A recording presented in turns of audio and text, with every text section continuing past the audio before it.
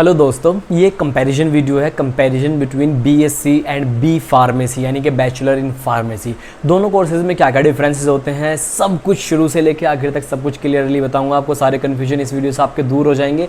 तो प्लीज़ इस वीडियो को आखिर तक ज़रूर देखिएगा। चैनल पर नए हो तो सब्सक्राइब कर लेना और मुझे इंस्टाग्राम पर फॉलो कर लीजिए।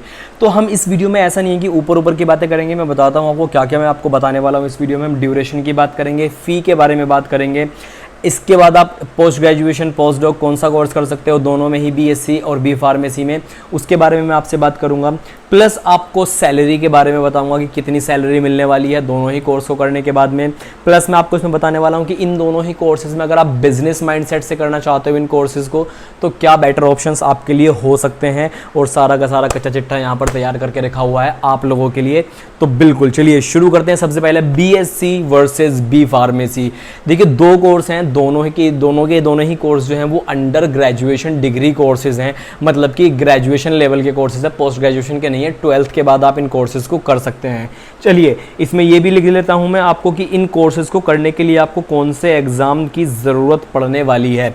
तो सबसे पहले शुरू करते हैं ड्यूरेशन के साथ में। तो ड्यूरेशन की अगर मैं बात करूं तो आपसे बीएससी 3 साल का कोर्स है, ऑलमोस्ट सभी जगह 3 साल का होता है। लेकिन कुछ बीएससी कोर्सेज जैसे बीएससी एग्रीकल्चर कई जगह 4 साल का भी देखने के लिए मिलता है। लेकिन नॉर्मल जगह जो होगा ये माइक्रो बायोटेक सीबीजेड वगैरह ये सब 3 साल के होंगे बीएससी। और बी फार्मेसी जो है वो हर जगह आपको 4 साल का देखने के लिए मिलेगा। तो सबसे पहला ड्यूरेशन में ये फ़र्क आ गया। उसके बाद में अगर बात करूँ फ़ी की, तो फ़ी ऑलमोस्ट सेम है लगभग प्राइवेट कॉलेजेस की और गवर्नमेंट कॉलेजेस की तो अपनी गवर्नमेंट की तरफ से डिसाइडेड होती है। लेकिन प्राइवेट कॉलेजेस की आराम से सेम फीस रहेगी। लगभग प्राइवेट अच्छे कॉलेज में बीएससी करने के लिए जाओगे तो आपको कम से भी कम जो है 50 से 60 हज़ार रुपये तक आपके लग जाएंगे। और अच्छे कॉलेज में जाओगे, एमईटी वगैरह नोएडा वगैरह में जाओगे तो वहाँ पर और भी ज़्यादा आपका 1 लाख रुपये 1,20,000 तक भी इन दोनों में ही कोर्स की ऑलमोस्ट इतनी फ़ी हो सकती है। तो फ़ी का ये हो गया। और गवर्नमेंट वाले की तो बताऊंगा आपको, अगर गवर्नमेंट फंडेड कोर्स है तो ज़्यादा से ज़्यादा उसकी 5-10 हज़ार रुपये फीस होगी। लेकिन अगर आप जैसे हमदर्द में जाते हो, जामिया हमदर्द से बी फार्मेसी करते हो, तो वहाँ की फ़ी बहुत ज़्यादा महंगी है। वो क्योंकि डीम्ड यूनिवर्सिटी है तो फ़ी वहाँ की महंगी है। चलिए फ़ी की बात हो गई। अब आपको एक इंपॉर्टेंट चीज़ और बताता हूँ कि इन दोनों में अगर आप पीजी करना चाहें तो क्या कर सकते हैं। देखिए बीएससी करने के बाद आप एमएससी कर सकते हैं और पीएचडी कर सकते हैं। लेकिन आपके पास में इसमें सेफेस्ट ऑप्शन क्या है बीएससी के बाद में? सेफेस्ट ऑप्शन है नेट जेआरएफ। इस एग्जाम के ऊपर मैंने काफ़ी वीडियोज़ बनाए हुए हैं, ऊपर आई बटन में लिंक मिल जाएगा, नीचे भी जाकर आप देख सकते हैं। तो नेट जीआरएफ के बेसिकली अगर आपको तैयारी भी करनी है तो उसके लिए एक इंपॉर्टेंट चीज़ मैं आपको बताता हूँ। तो अगर प्रिपरेशन करना चाहते हो CSIR नेट की, तो इफास कोचिंग के ऊपर अभी एक बैच शुरू हो रहा है 1 अगस्त से, मतलब 1 अगस्त से शुरू हो रहा है ये बैच। और ये एक तरह का मतलब ऑनलाइन वर्चुअल क्लासरूम बैच है जिसमें आपको कंप्लीट पैकेज मिलेगा अपने नेट JRF की तैयारी करने के लिए। यहाँ से doubt solving sessions, recorded sessions, आपको live lectures, tips, mentors, personal mentorship, सब कुछ यहाँ से मिलेगा। आप अपनी परफॉर्मेंस को अच्छे से बूस्ट कर सकते हो, रैंक को बूस्ट कर सकते हो अपना, और अच्छे से अपनी प्रिपरेशन कर सकते हो CSIR UGC नेट की। और पूरा एकदम अच्छे से तैयारी भी यहाँ से हो जाएगी। ज़्यादा जानकारी के लिए वीडियो के डिस्क्रिप्शन में लिंक मैं आपको दे दूंगा, वहाँ से जाकर आप इसको चेकआउट कर सकते हो। आपका यहाँ से फ़ायदा हो सकता है। तो दोस्तों ये तो बात हो गई कुछ तैयारी से रिलेटेड नेट JRF की। लेकिन मैं आपको बता रहा था कि पीजी अगर आप बीएससी के बाद करना चाहते हो तो एमएससी कर सकते हो, एमएससी के बाद पीएचडी कर सकते हो। ये 2 ऑप्शन इसमें हो गए। प्लस तीसरा ये है, इसमें आप एमएससी नहीं करना चाहते तो एमबीए भी कर सकते हो। ये भी एक अच्छा ऑप्शन हो सकता है। लेकिन फील्ड एकदम चेंज हो जाएगी, तो सोच समझ कर चूज करना अगर एमबीए वगैरह आप चूज करना चाहते हो तो। चलिए अब बात करते हैं बी फार्मेसी में। अगर आप मास्टर्स करना चाहते हो, पीजी कोर्स करना चाहते हो तो क्या करोगे? बी फार्मा 4 साल करने के बाद में आपको एम फार्मा करना पड़ेगा। और एम फार्मा एमएससी के जैसा ही है, लेकिन बी फार्मेसी की पोस्ट ग्रेजुएशन डिग्री है। इसको करने के बाद आपका सैलरी पैकेज भी थोड़ा अच्छा हो सकता है और अच्छी जॉब भी लग सकती है। थोड़ा सा अच्छे सब कुछ मिलेंगे, मतलब उधर मत देखना बेड पे चादर वगैरह पड़े हुए हैं। तो दोस्तों अभी ये मैं बता रहा हूँ एम फार्मा, और एम फार्मा करने के बाद पीएचडी में भी जा सकते हो अगर आपका मन करे तो। हालांकि जाने की जरूरत नहीं है, जब आफ्टर ऑल आपको जॉब ही करनी है तो एम फार्मा करके कर लो, जॉब ही करनी है तो बी फार्मा करके कर लो, जॉब ही करनी है तो बीएससी करके कर लो।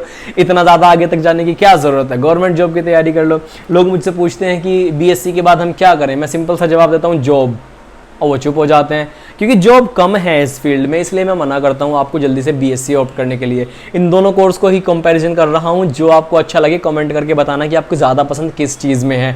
तो देखिए ये हो गई पोस्ट ग्रेजुएशन और पीएचडी की बात हो गई, प्लस बात करते हैं बीएससी या बी फार्मेसी में एडमिशन लेने के लिए आपको जो है कौन कौन से एग्जाम की देने की ज़रूरत पड़ सकती है। तो अगर प्राइवेट कॉलेज है तो बिना एग्जाम के ऐसे एडमिशन हो जाता है, मतलब बीएससी में बी फार्मेसी में डायरेक्ट एडमिशन ले लेते हैं वो लोग।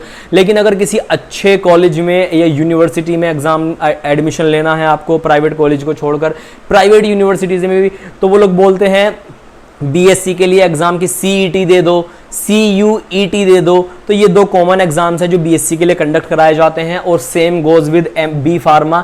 इसमें भी जो CET वगैरह से और CUET वगैरह से प्लस नीट के जरिए भी कुछ प्राइवेट कॉलेजेस और प्राइवेट यूनिवर्सिटीज इसमें एडमिशन लेते हैं। उसमें क्वालिफिकेशन क्राइटेरिया होता है कि सिर्फ आपके 720 में से, मान लो नीट 720 का है तो उसमें से आपको जो है ओबीसी कैटेगरी है तो 80 नंबर चाहिए, 90 नंबर चाहिए, 100 नंबर चाहिए, इस तरह से। तो ऐसा नहीं है कि आपको पास करना पड़ेगा एग्जाम, तो बस अपीयरिंग होना चाहिए उसमें ज़्यादा से ज़्यादा, और इन कोर्सेज में तो ऐसी एडमिशन ले लेते हैं वो।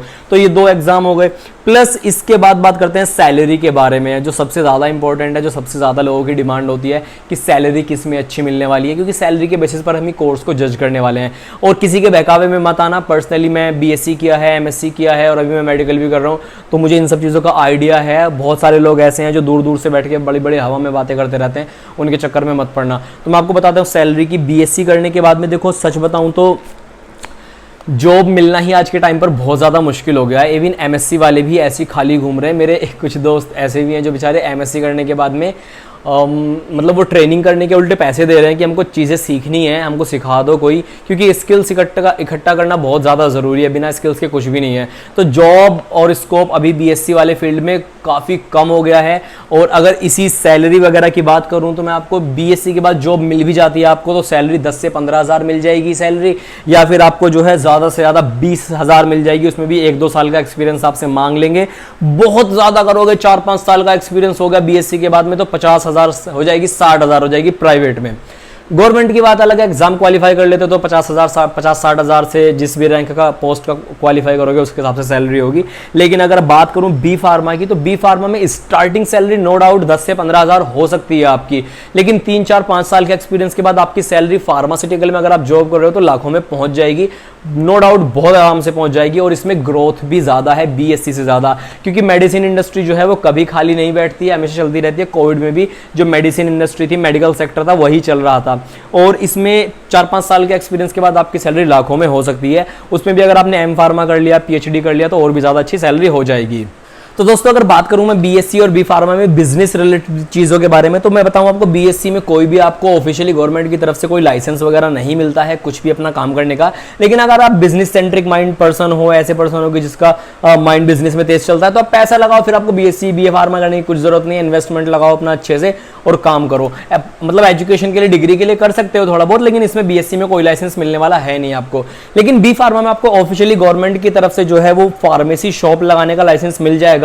उसके ऊपर आप फार्मेसी शॉप लगा सकते हो और अच्छा उसको आप चला सकते हो, कई लगा सकते हो, पूरा अच्छा बिजनेस बना सकते हो, वहां से अच्छी अर्निंग्स हो सकती हैं।